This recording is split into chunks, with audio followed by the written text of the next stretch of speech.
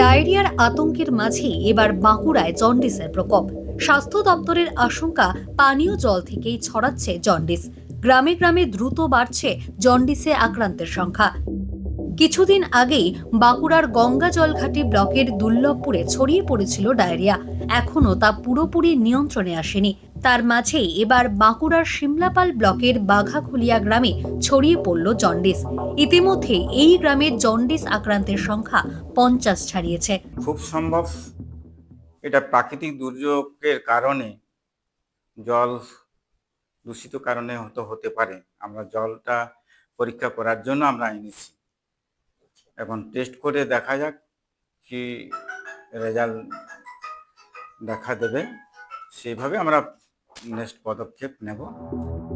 এদিকে গ্রামে জন্ডিস ছড়ানোর খবর পেতেই স্থানীয় গ্রাম পঞ্চায়েতের তরফে ট্যাঙ্কারে করে গ্রামে পানীয় জল সরবরাহের উদ্যোগ নেওয়া হয়েছে। গ্রামে বসানো হয়েছে মেডিকেল টিমও। তা সত্ত্বেও গ্রামবাসীদের আতঙ্ক যাচ্ছে না।